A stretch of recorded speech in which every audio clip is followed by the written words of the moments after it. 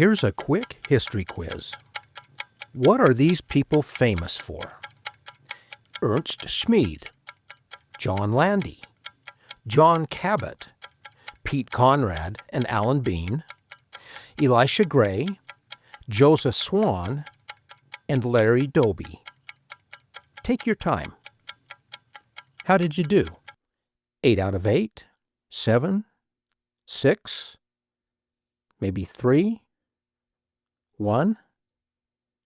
None? Well, if you got none, it's probably not surprising, because these people are all famous for one thing: placing second. The first name I mentioned was Ernst Schmid. He became the first Swiss man to reach the summit of the highest peak in the world, Mount Everest. He came home to Switzerland as a national hero, but hardly anyone outside of the Swiss remember him. That's because 3 years earlier, Sir Edmund Hillary from New Zealand became the first to reach the summit. Now, Australian John Landy was an amazing athlete. In fact, in 1954, he broke the world record for the mile run in 3 minutes, 57 and 9/10 seconds, more than a second and a half under the previous record. Unfortunately, the previous record was set just 46 days earlier by Roger Bannister from England, who became the first person to run the mile in a time many considered impossible, under 4 minutes. Englishman John Cabot bravely sailed across the Atlantic Ocean for King Henry VII to become the first European to set foot on the North American continental mainland. Unfortunately for him, Christopher Columbus had discovered America 5 years earlier when he landed in the West Indies. Today, a statue of Christopher Columbus stands atop a 76-foot-tall, gigantic column in New York City, overlooking one of the most famous intersections in the world. King Henry VII rewarded Cabot with permission to sail the voyage again. Now, Pete Conrad and Alan Bean may sound familiar to many Americans living during the space race of the 1960s and early 1970s, but they have never been as famous as the astronauts from Apollo 11.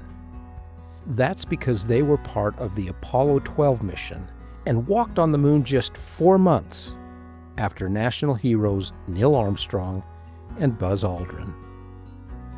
Now, Elisha Gray just missed immortal fame as well. You see, Gray's attorney filed a patent for the same invention at the same patent office just 2 hours after Alexander Graham Bell filed for the telephone. Thomas Edison famously said that after 10,000 failed experiments, "I have not failed. I've just found 10,000 ways that won't work." And he was famous because he invented a commercially viable carbon filament light bulb. Joseph Swan, a British physicist on the other hand, had already come up with a carbon filament bulb, but hadn't perfected it. Edison is world-renowned. Joseph Swan, not so much. And finally, Larry Doby. Larry Doby is probably the most significant second in American sports history. Larry was born in Camden, South Carolina in 1923. He must have inherited his athletic prowess from his dad, who was a semi-pro baseball player. When Larry was only 8 years old, his father tragically drowned.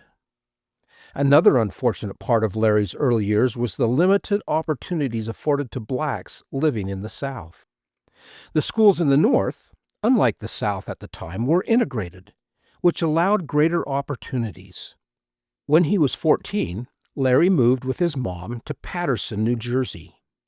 There, he became a legend at East Side High School.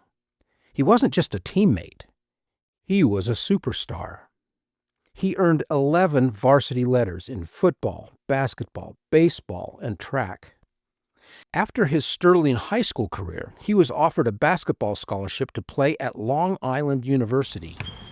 In those times, it was virtually unheard of for a black man to be offered an athletic scholarship. Fewer than 10% of major colleges in the North had even one black player on the team. But Claire B., the coach at Long Island, was a pioneer in breaking the color barrier in college athletics. And history had a different path for Larry Doby. World War II soon broke out, and Larry's journey took another turn. He joined the United States Navy and served in the Pacific Theater. When the war ended, Larry's incredible athletic skills were quickly scooped up by the Newark Eagles of baseball's Negro League, where, not surprisingly, he became an immediate star. In his first year with the Eagles, he led them to the Negro League World Series championship.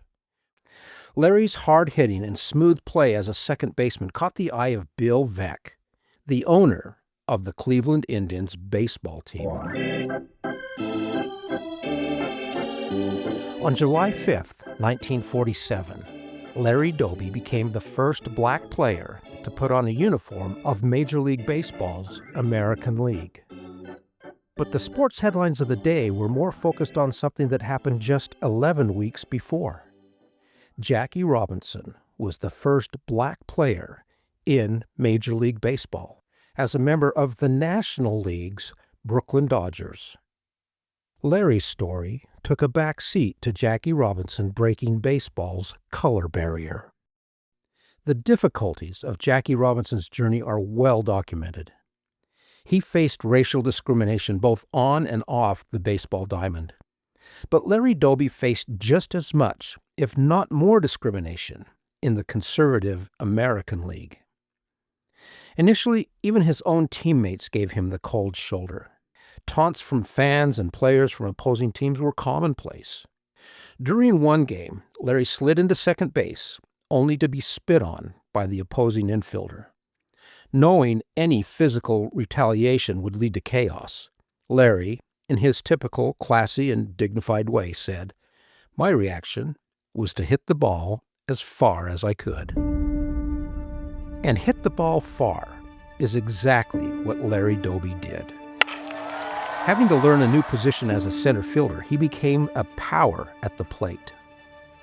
The next year, 1948, Larry Doby became the first black player to hit a home run in the World Series as the Indians beat the Boston Braves 4-2 in the best-of-7 Classic. By 1954, Larry had grown into a true Major League Baseball superstar. Not only did he play center field, he became the centerpiece of the winningest American League team in history. That year, the Indians won 111 games in a 154-game season. During that incredible run, he played in all but one game and became the first black player to lead the league in both home runs and runs batted in. In that year's Most Valuable Player voting, Larry came in, you guessed it, second place. Many felt Larry was the most valuable player on baseball's winningest team and should have won the award.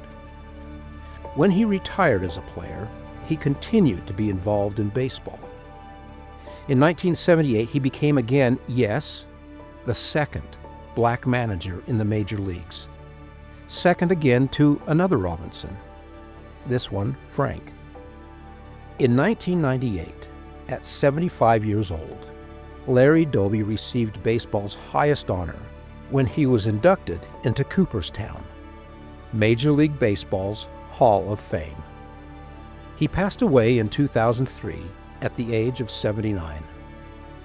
Many people would feel jaded and maybe cynical for being the second person to accomplish a great achievement.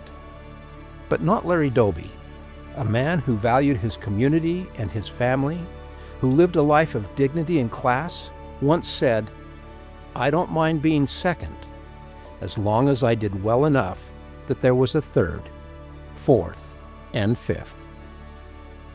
And Larry Doby did just that.